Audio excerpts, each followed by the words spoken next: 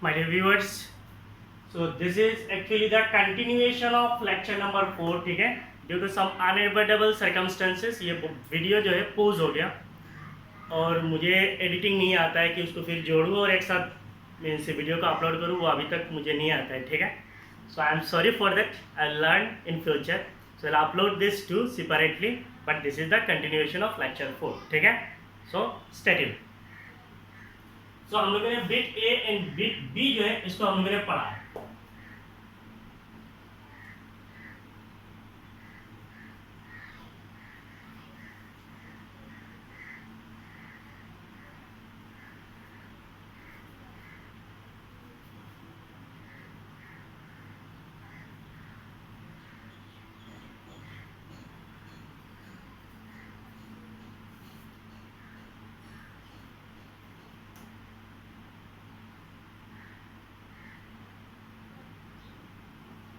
So what is the third bit? The external force needed to maintain the velocity. एक बार check कर लेता हूँ, ये फिर पोज हो जाएगा तो मेरा तो गड़बड़ हो जाएगा. The external force F needed to maintain the velocity means हमें external force कितना चाहिए इस velocity को maintain करने के लिए. अब हमें पता है arm PQ जो है इसको अगर हम लेफ्ट साइड में मूव करने की कोशिश करेंगे then we need to do some work done. ये जो work done है, ये work done कौन सा work done होगा? This will be the mechanical work done. Mechanical work done की वजह से आर्म पीक्यू जो है लेफ्ट साइड की तरफ जाएगा. आर्म पीक्यू लेफ्ट साइड में जाने के लिए जब जाएगा तो इसके ऊपर एक फोर्स लगेगा. वो फोर्स क्या है? मैग्नेटिक फोर्स है. उस मैग्नेटिक फोर्स का डायरेक्शन किधर है? राइट साइड में है. इसका मतलब we need to do some external work done to move this arm PQ towards left. Arm PQ को लेफ्ट साइड में मूव करने के लिए हमें एक्सटर्नल वर्क डन की जरूरत है, मींस एक्सटर्नल एजेंट को वर्क डन की जरूरत है. So the external force F needed to maintain the velocity. इस velocity v को maintain करने के लिए external force कितना जरूरत है? That we have to calculate.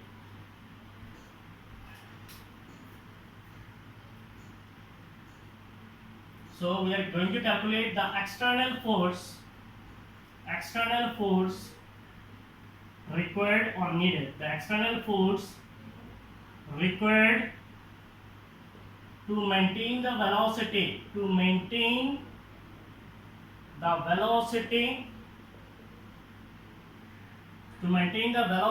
v against magnetic force. ये external force किधर जरूरत है? against magnetic force is the external force required to maintain the velocity v against magnetic force is, so the external force is say F external. F external का magnitude क्या होता है? आप लोगों ने पढ़ा था. Force is defined as what is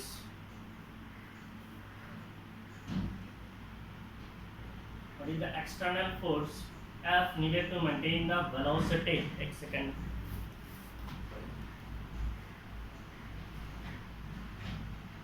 magnetic force हो गया. ऑब्वियसली द एक्सटर्नल फोर्स जितना चाहिए, एक्सटर्नल फोर्स कितना चाहिए होगा? जितना मैग्नेटिक फोर्स जितना पुश कर रहा है एटलीस्ट उतना होना चाहिए. So the external force must at least be B square L square V divided by R. इतना अगर होगा तभी जाके क्या होगा? उसको अपोज कर पाएगा, वो लेफ्ट साइड में आएगा. हाँ, एक्सटर्नल फोर्स का जो डायरेक्शन है वो मैग्नेटिक फोर्स के डायरेक्शन के क्या होना चाहिए? ऑपोजिट होना चाहिए. हो गया. And the fourth bit is we are going to calculate the power delivered by the external force. तो external force जो है वो क्या करेगा? external force arm PQ को लेफ्ट साइड में मूव कराने की कोशिश करेगा और उस लेफ्ट साइड में मोशन कराने के लिए external force को क्या करना चाहिए? वर्क डन करना पड़ेगा. that means the external force has to deliver some mechanical work done. external force को क्या करना चाहिए? मैकेनिकल वर्क डन डिलीवर करना पड़ेगा. so what will be that mechanical power? उसको कितना पावर चाहिए? The power delivered by the external force, the power delivered by the external force is, power delivered by the external force is, power is the dot product of force and velocity. So इसका मतलब force and velocity को multiply करेंगे. So what is the force? अगर हम बोलते हैं power delivered by the external force, इसका मतलब P एक्सटर्नल है. Power delivered by the external force, तो इसका मतलब यहाँ पे फोर्स क्या आएगा, F external multiplied by the velocity. F external क्या है, it is equivalent to the velocity of the external force is magnitude. The magnitude of external force is equivalent to the Lorentz magnetic is equal to the magnetic force। तो इसका मतलब b square l square v divided by r और इसके साथ क्या होगा, v multiply होगा। So that means it is b square l square v square divided by r। the external force velocity force is b square l square v divided by r multiplied by v, so it is b square l square v square by r। so the external power delivered is this। हो गया ना। Question is हमारा arm PQ जो है वो left side में move करता है। लेफ्ट साइड में जब मूव करता है इसके ऊपर एक इंड्यूस्ड ईएमएफ आता है। इंड्यूस्ड ईएमएफ से एक इंड्यूस्ड करंट आता है, और जब भी किसी क्लोज सर्किट में इंड्यूस्ड करंट आता है, इंड्यूस्ड करंट की वजह से एक इंड्यूस्ड करंट की वजह से हमेशा क्या होता है, हीट लॉस होता है। और उस हीट लॉस को हम क्या बोलते हैं, जूल्स हीट लॉस। तो इसका मतलब मैकेनिकल एनर्जी जो है it will B dissipated, mechanical work done will be dissipated in the form of heat loss. Now the question is the thermal power developed in the loop. So what is the thermal power developed in the loop? Thermal, अच्छा उसको थोड़ा कहानी लिखते हैं। तो मैं कभी कभी कहानी लिखता हूँ, इसलिए लिखता हूँ ताकि स्टूडेंट को याद रखे ये कहानी क्यों लिख रहा हूँ, ठीक है।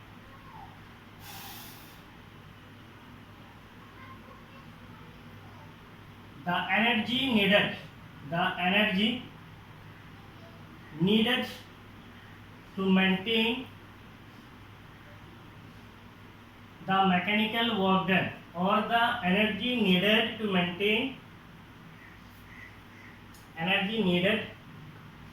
for mechanical work done is dissipated. Energy needed for mechanical work done is dissipated in the form of joules heat loss. So what is the thermal power dissipated in the loop? The thermal power dissipated in the loop is in the form of joules heat loss. So we can say that therefore thermal power developed in the loop is, or produced in the loop is, और लिख सकते हैं thermal power is developed in the form of joules heat loss, so it is Pgen। so thermal power क्या होता है, P equal to I square R। so I square R is the resistance। what is I is BLV, I is E divided by R, so it is BLV divided by R। so I square multiplied by R, so this is your power।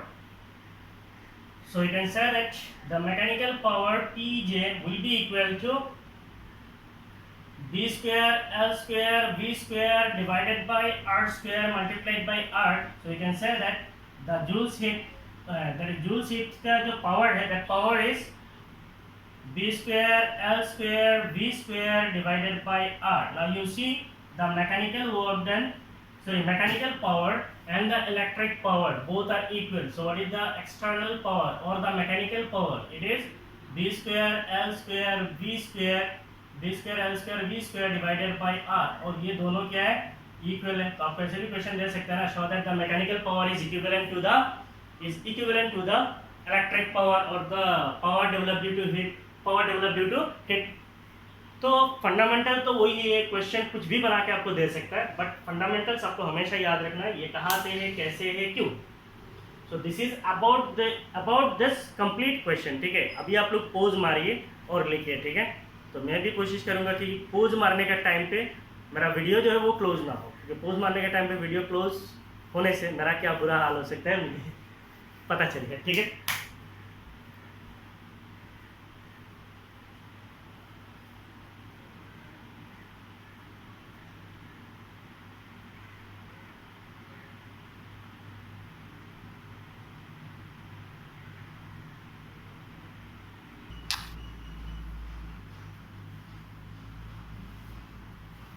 So now we'll do NCERT example 6.6।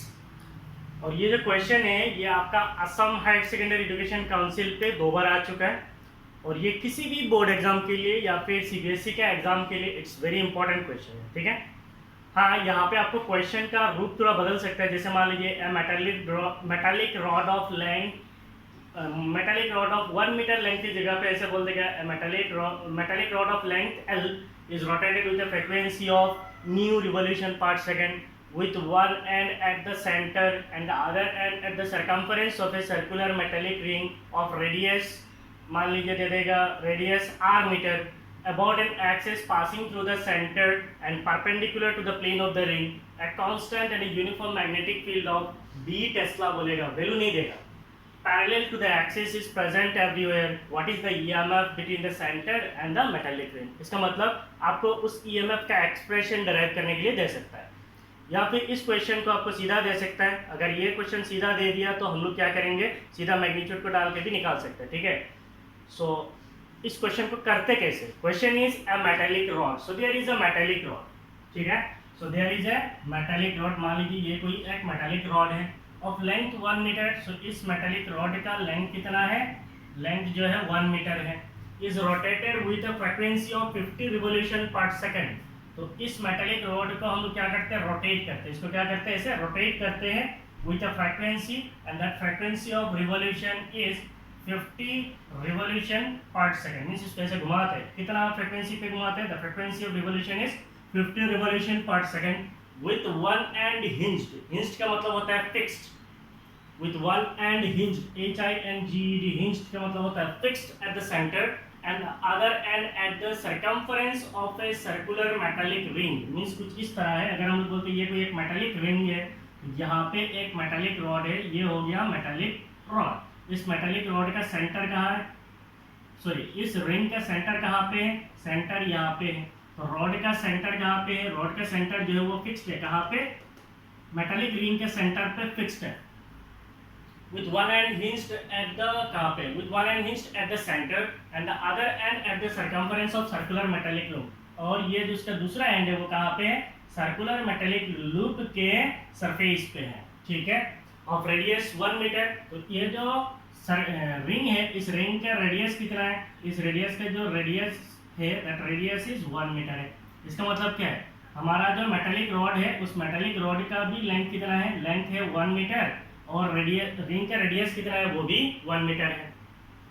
About an axis about an axis passing through the centre. तो एक axis, जो axis किधर से गया है, centre से गया है, ऐसा कोई एक एक्सिस सेंटर से गया है, and perpendicular to the plane of the ring. तो अगर ये मेटालिक रिंग है, इसका प्लेन कौन सा, ये है, तो एक्सिस जो है कैसा, ऐसा passes to the centre and perpendicular to the plane, plane के साथ परपेंडिकुलर है।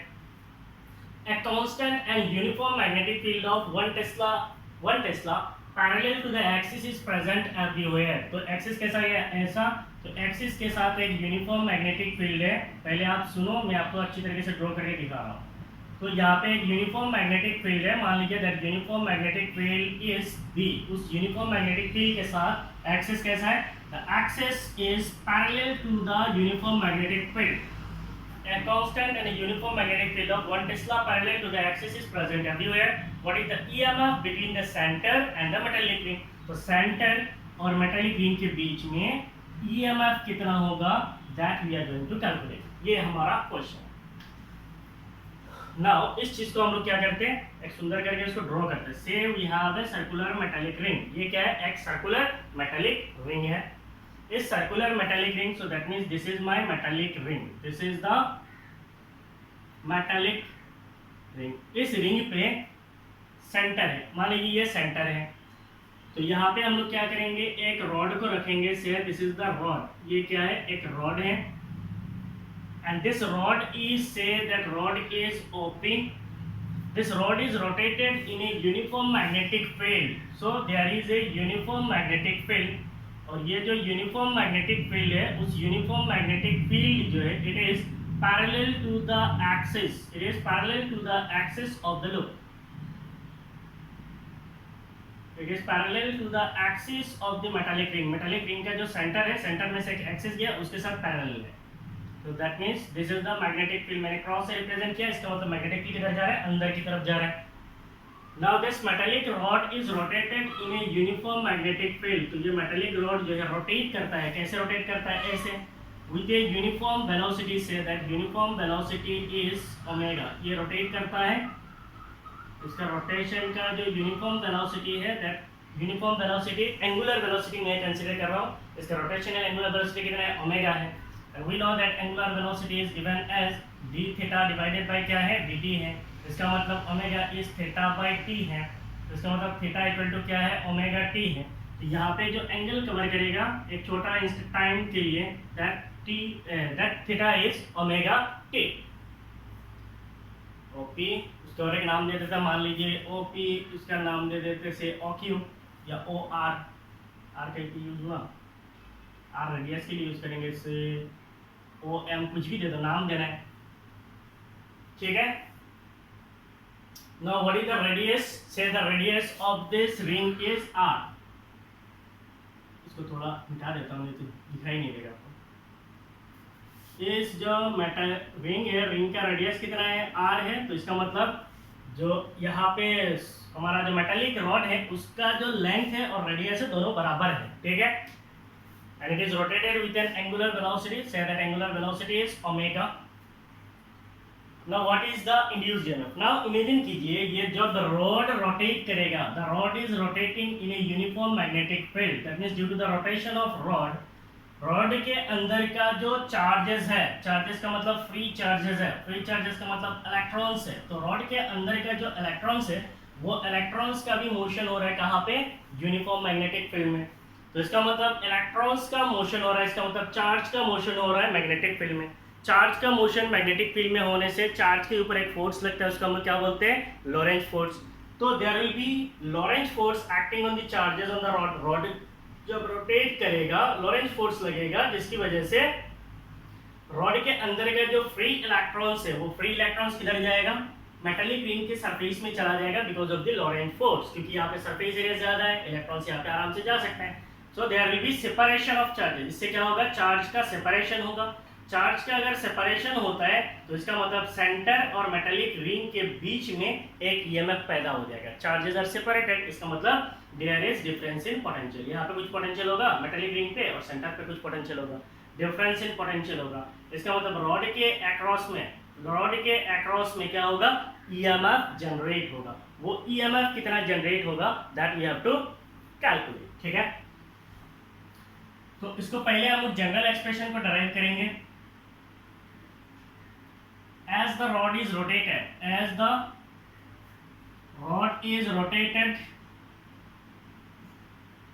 in the magnetic field, as the rod is rotated in the magnetic field, the free charges,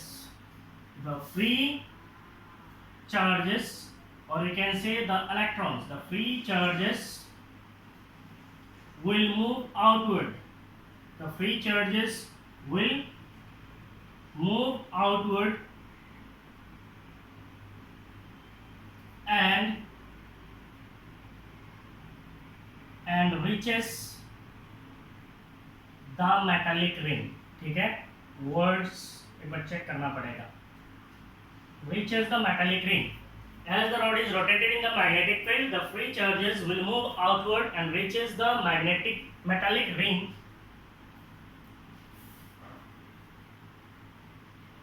Because of Lorentz force, तो Lorentz force की वजह से ये हो रहा है. तो कुछ समय चार्ज फ्लो होगा, इलेक्ट्रॉन्स फ्लो होगा. उसके बाद क्या हो जाएगा?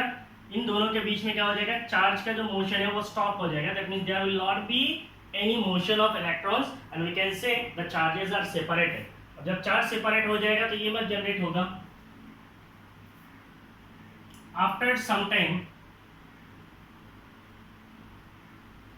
a steady state will reach. After some time a steady state will reach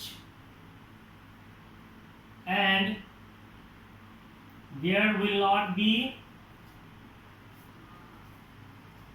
any further movement of charges. कुछ समय के बाद चार्ज का मोशन स्टॉप हो जाएगा, स्टेडी स्टेट अचीव हो जाएगा और चार्ज मूव नहीं करेगा, स्टेडी स्टेट पे क्या हो जाएगा, चार्ज सेपरेट हो जाएगा। After some time steady state will reach and there will not be any further movement of charges. So what will be the magnitude of induced EMF? The magnitude of induced EMF across any length, across a length we can say, across the magnitude of induced EMF across a length dr of the rod is, the magnitude of induced EMF across a length dr of the rod is, मान लीजिए हम लोग rod का पूरा length consider नहीं करते, पूरा length कितना है, पूरा लेंथ r है, तो हम लोग पूरा लेंथ कंसीडर नहीं करेंगे, एक छोटा सा लेंथ कंसीडर करेंगे, say that small length is dr। तो छोटा dr लेंथ के लिए इंड्यूस्ड ईएमएफ कितना होगा, so that induced EMF will be equal to de। हम लोग जानते हैं मोशनल ईएमएफ क्या होता है, BLV, मैग्नीट्यूड ऑफ मैग्नेटिक और you can say magnetic flux density का मैग्नीट्यूड है, लेंथ ऑफ कंडक्टर है, v is the velocity of conductor है, तो इसका मतलब magnitude of magnetic field is b, velocity of the conductor is v, length of conductor is dr। हमने छोटा सा लेंथ कंसीडर किया dr, सो इसका मतलब क्या हो जाएगा, dr हो जाएगा। सो this is the magnitude of induced EMF for a small length dr। So what will be the total EMF और द टोटल ईएमएफ, हमें क्वेश्चन क्या बोला, what is the EMF between the centre and the metallic ring. Total EMF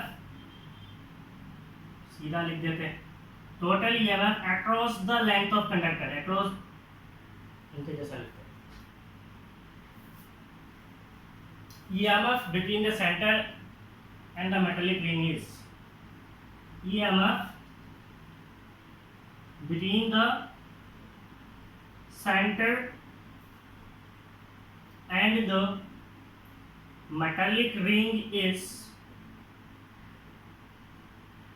EMF between the center and the metallic ring is, the EMF is E, it will be equal to integration of DE, which will be equal to integration of DE का मतलब क्या है, BV DR। तो DR जो है it is length, length change हो रहा है कहाँ से, 0 से लेके R तक, so the limits of integration is 0 to R, तो इसको हम लोग लिख सकते हैं integration from 0 to R, V के जगह पे हम लोग क्या लिख सकते हैं, there is a relationship between linear velocity and angular velocity, so V is the linear velocity, omega is angular velocity, so V equal to omega R, so you can substitute here omega R dr। Why? Since V equal to omega R, ठीक है।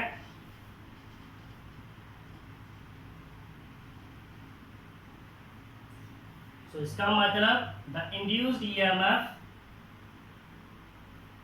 E, therefore induced EMF E will be equal to B omega constant, integration from 0 to R, इधर क्या है R dr, so it will be equal to integration R dr is, integration of R dr is B omega R dr is R square divided by 2, लेकिन यहाँ पे हमें limits भी डालना होगा, तो लिमिट्स अगर डालेंगे तो क्या हो जाएगा, स्मॉल r के जगह पे कैपिटल R आ जाएगा, सो B omega capital R square divided by 2।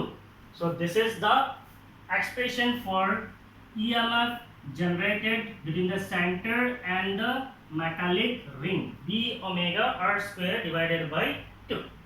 सो ये हो गया expression for the EMF generated. अब हमारा जो मैग्नीट्यूड दिया हुआ है उसके हिसाब से हम लोग क्या करेंगे, इसको कैलकुलेट करेंगे। इसको आप स्टार मार के रखिए, अगर आपको वैल्यूज नहीं देता है तो ऐसा वैल्यू दे देगा, मैग्नेटिक फील्ड वेलोसिटी ऐसा बोल के दे देगा, then this you have to derive the expression for induced EMF across the ends of the metallic ring. आप लोग पोज मारिए और लिखिए, जल्दी से लिखिए।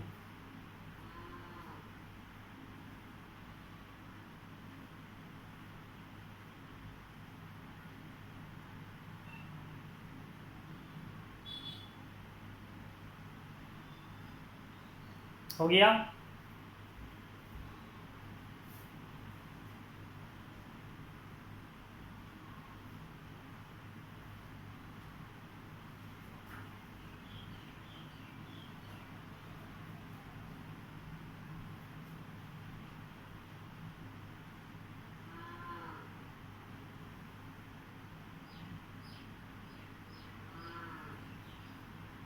नाउ हमारे पास कुछ दिया हुआ है क्वेश्चन में। क्वेश्चन में क्या दिया हुआ है? A metallic rod of length 1 metre. So we have length of rod, so length of rod is say L, it is given as 1 meter. Length of rod और radius of ring दोनों same है, so what will be the radius of ring? Radius of ring is capital R, so the radius of ring is also 1 meter. Is rotated with a frequency of 50 revolution per second. So इसका मतलब frequency of revolution is nu. Frequency of revolution is 50 revolution per second है, with one end hinged at the center and the other end at the circumference of circular metallic ring of radius 1 meter. तो हम लोगों ने already लिख दिया है। About an axis passes through the center and perpendicular to the plane of the ring, a constant and uniform magnetic field. So we have magnetic field. What is the magnetic field? The magnetic field is B and it is given as 1 Tesla. Parallel to the axis is present everywhere. What is the EMF between the center and the metallic ring? So the EMF between the center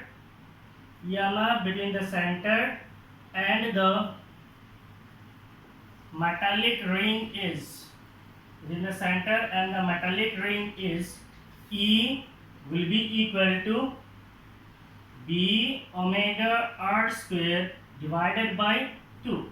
So B कितना है? आपका question में बोला है B is 1 Tesla multiplied by omega. Omega क्या होता है? There is a relationship between angular velocity and frequency. It is 2 pi nu.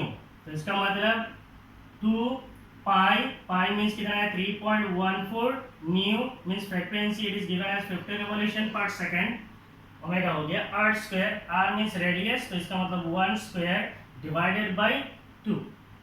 तो इधर सिंस बोल के लिख दीजिए, ठीक है। Now if you calculate this 2 will get cancelled. If you multiply this you will get 157 volt. So we are calculating induced EMF, so it will be in volts. So it is 157 volt, ठीक है। सो आप लोग pause मारिए और लिखिए, हम लोग और एक न्यूमेरिकल करेंगे।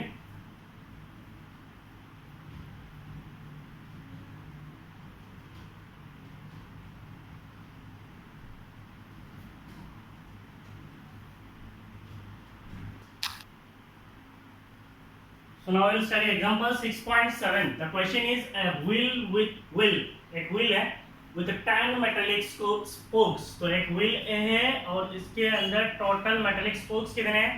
Metallic spokes जो है वो 10 है। तो wheel with metallic spokes आप लोगों ने कभी देखा है? Obviously देखा होगा। कहाँ पे देखा है? अरे भाई जितना बाइक से, उसके बाद आप लोगों का ठेला गाड़ी है, साइकिल से, सब में व्हील्स होता है कि नहीं है? उसमें स्पोक्स होता है। सो यहाँ पे जो व्हील है उस व्हील में क्या है? 10 मेटालिक स्पोक्स है, मीन्स टोटल 10 स्पोक्स है, ठीक है। तो ये मान लीजिए इसका रिम है। So this is the rim और इसमें कितने स्पोक्स है? 2 3 4 5 6 7 8 9 10। ड्रॉ करना जरूरी है? बिल्कुल नहीं है, आपको समझाने के लिए। A wheel with 10 metallic spokes each 0.5 metre long. तो स्पोक्स का लेंथ कितना है? 0.5 मीटर है। इसका मतलब अल्टीमेटली इसका रेडियस कितना है? 0.5 मीटर है। Long is rotated with speed of 120 revolution per second. तो ये जो रिंग है, सॉरी व्हील है, ये ऐसा रोटेट करता है विद 120 रिवॉल्यूशन पर मिनट। एक मिनट पे 120 बार चक्कर लगाता है in a plane normal to the horizontal component of earth's magnetic field. और ये कहाँ पे घूमता है? कोई एक horizontal component of earth magnetic field है और इस horizontal component of earth magnetic field के परपेंडिकुलर रोटेट होता है। So this is the plane of the wheel. और यूनिफॉर्म मैग्नेटिक फील्ड कैसा है? ऐसा है। इस पे क्या हो रहा है? ऐसे रोटेट हो रहा है। What is the EMF induced between the axle and the rim of the wheel? तो एक्सल कहाँ पे है? So this will be the axle. Axle यहाँ पे है। So the axle is here. ये हो गया एक्सल।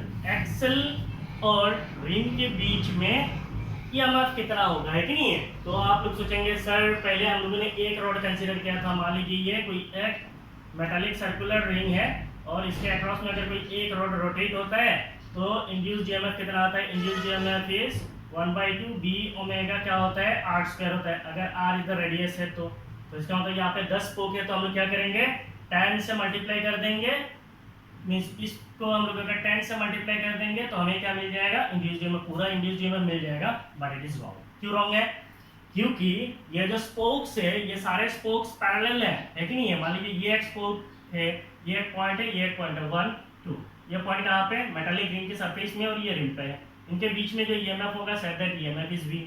यहाँ पे और एक स्पोक है और ये भी इन सेम दो पॉइंट्स के बीच में कनेक्टेड है ना, सेम पॉइंट्स पे कनेक्टेड है, इसका ईएमएफ भी वी होगा।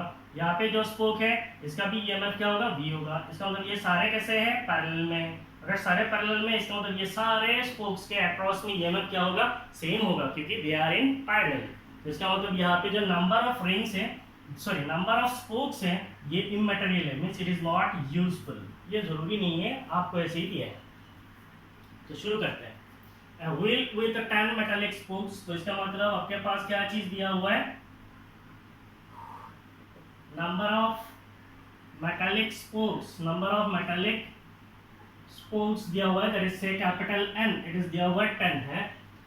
ईच 0.5 मीटर लॉन्ग, तो इसका मतलब लेंथ ऑफ स्पोक दिया हुआ है, length of spoke, length of spoke को अगर हम L बोलते हैं, देन इट इज 0.5 मीटर। तो इसका मतलब व्हाट इज द रेडियस और the length between the axle and the ring, जो लिखना है radius that is r is कितना है, सेम है ना, 0.5 मीटर है।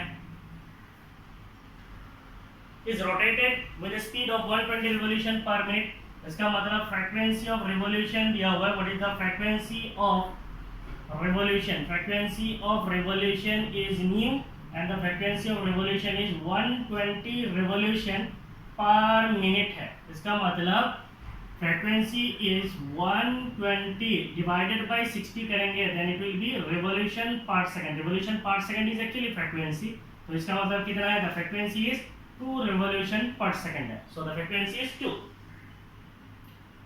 Airplane normal to the horizontal component of earth magnetic field, तो ये रोटेट करता है एक horizontal component of earth magnetic field में। So what is the magnetic field, the magnetic field is the horizontal component of field, say the horizontal component of field is BH and it is 0.4 Gauss बोला है।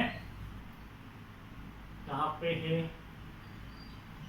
horizontal component of Earth's magnetic field at a place, इसका magnitude नहीं लिखा है, sorry wait,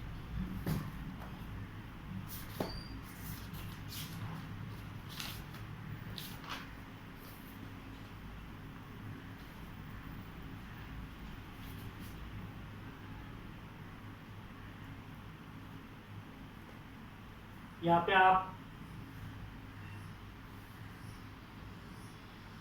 given AG that is horizontal component of Earth's magnetic field is 0.4 Gauss बोल के लिख दो, ठीक है।